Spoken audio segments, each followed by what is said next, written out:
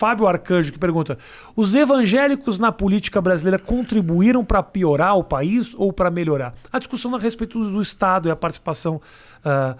imagens muito, muito grotescas até em CPIs, os caras orando de mão dada, uma coisa dentro do próprio Congresso, mas ao mesmo tempo também manifestando sua fé. Você acha que isso atrapalha na evolução do país?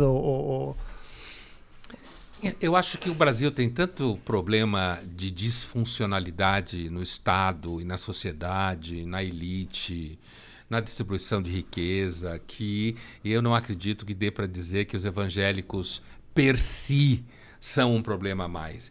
É claro que há um certo olhar de mal-estar com a ideia de dentro da máquina do Estado alguém rezar, como uma CPI, você está dentro da máquina do Estado, né?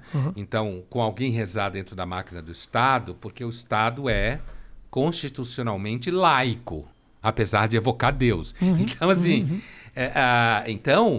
isso parece que na CPI o cara devia ir no quarto escondido e rezar, mas que isso não aparecesse como dentro, né? Sim. Então, do ponto de vista da discussão teórica política, é uma ação fora do lugar. E como normalmente são os evangélicos que fazem, porque eles gostam de ficar mostrando que eles têm fé, né? Faz parte do negócio mostrar que tem fé. Então parece também porque eles cresceram.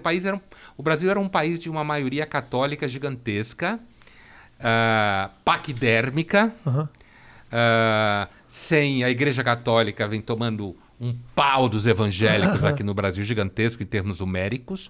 Depois de séculos, o Vaticano descobriu que tinha um papa pelo menos argentino, né?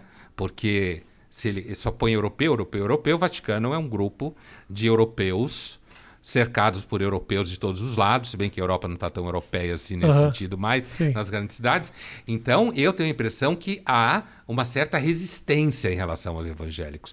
Uma coisa tipo, como se o evangélico fosse o novo rico, sabe? O cara que acabou de entrar no clube X nos Jardins e nunca frequentava aquele clube.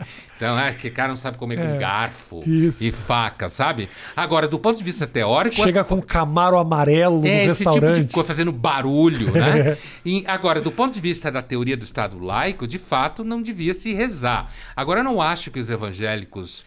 Eu não acho que dê para dizer que os evangélicos são o maior problema do Brasil. O Brasil tem muito problema. Assim como existe muito evangélico, que é gente que trabalha, que tem família, que cuida de coisa, que faz, sabe? Que não é problema. Então, pegar os evangélicos como um todo e dizer que os evangélicos são um problema, talvez você esteja pensando em alguns pastores evangélicos especiais que geram problema. Talvez não especificamente os políticos que representam movimentos religiosos e tal, mas a discussão, muitas vezes discussões de política pública, ela cai em cima da religião, seja por causa das drogas, e aí eu acho que as fronteiras elas ficam um pouco complicadas, né? A questão do aborto, são questões que passam pela religião, que muitas vezes podem ser consideradas por questões de política pública, assim. E aí as fronteiras elas ficam mais complicadas, né? Porque eu entendo o político evangélico defender os seus interesses. Agora, quando a gente começa a discutir, aí a vida começa aqui ou começa ali, passa por Deus em algum momento essa discussão. Passa, inclusive quanto menos capaz é o Estado de fazer a sua função, mais a religião consegue fazer a função. E aí, inclusive, é uma das chaves dos evangélicos. Os evangélicos operam com franchise, praticamente, certo? São super ágeis em termos de business. É um Starbucks da... É um Starbucks de Jesus, da fé. Então, assim, o resultado é que, muitas vezes, o Estado não consegue fazer o trabalho de política pública junto às populações vulneráveis, como se fala. Mas aquele bairro tem uma igreja. Tem. E aquela igreja... se transforma no programa de final de semana. E aquela igreja faz com que os filhos se encontrem. E aquela igreja faz com que os filhos namorem. E aquela igreja faz com que as crianças fiquem longe das drogas. Certo? E aí a igreja emplaca. Ela promete entregar Jesus e ela entrega. E aí o Estado, que inclusive é disfuncional, então ele não consegue chegar lá e dizer, peraí, então... essa discussão aqui essa discussão do aborto ou a discussão do sexo, eu lembro que eu escrevi uma coluna alguns anos atrás sobre a Damares e que deu um pau danado. E, claro, a Folha colocou na primeira página um trecho da coluna, porque a Folha gosta de sangue.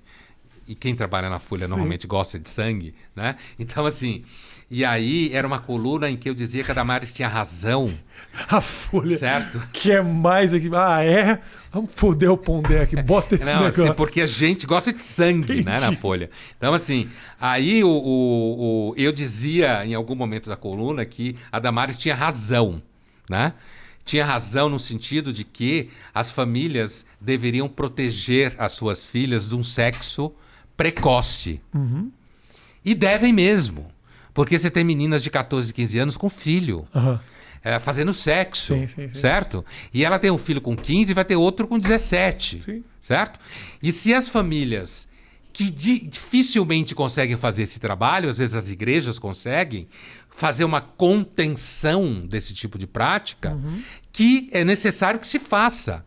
E aí, é claro que eu escrevi a Damares tem razão, justamente para gerar pau, né? Uhum. Porque o que eu estava querendo dizer era o seguinte, olha, todo mundo muito bonitinho, com sua vida secularizada bonitinha, com suas opiniões seguras, indo nas suas pizzarias da Zona Oeste, certo?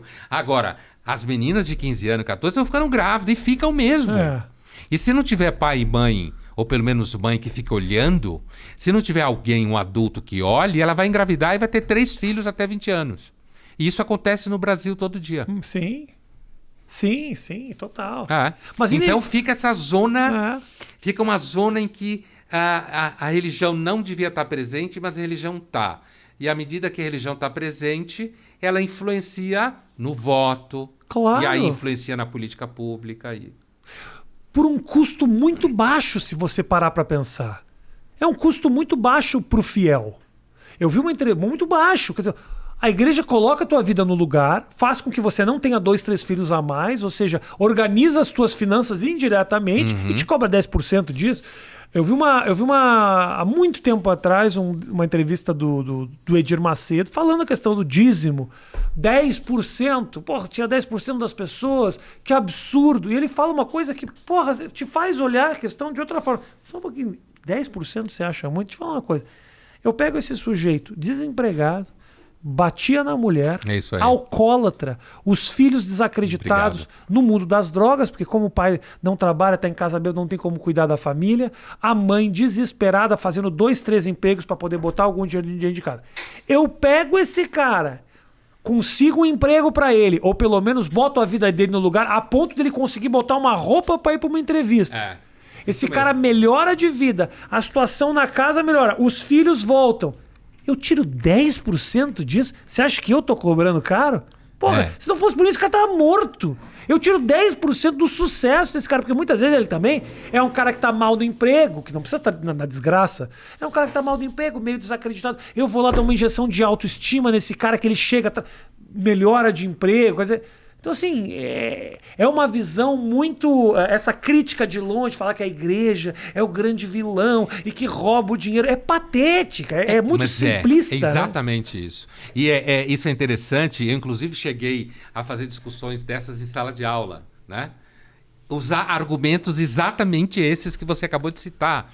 Por quê? Porque é interessante falar isso, principalmente para quem lá vai ser, sei lá, um jornalista, quando crescer, na faculdade, né, e pretende ser jornalista, que gasta uma puta grana na análise, certo? Faz uma puta grana na análise e dá problema para os pais, e às vezes o analista fala e aí o cara fica sensibilizado porque o analista viu o que ele falou. É claro que isso é um estereótipo. Nas redes sociais a gente tem que fazer sempre reparos, né? Porque a semântica é de uma pobreza gigantesca, né? Então, assim, e no entanto, na igreja... acontece exatamente isso. Quer dizer, se você fizer a conta, provavelmente está saindo mais barato. Porra, você ganha amigo, ganha cidadania. Ganha uma comunidade. Você ganha uma comunidade. Que se preocupa com você. Exatamente. Você ganha o que fazer todo dia à noite. Essa coisa de parar de bater na mulher, ter emprego, parar de beber e a família começar a funcionar. Em troca, você vive de acordo com aquela regra. Claro. Então, eu acho que um dos grandes equívocos do pensamento acerca das coisas é normalmente achar que a gente consegue mais do que a gente consegue.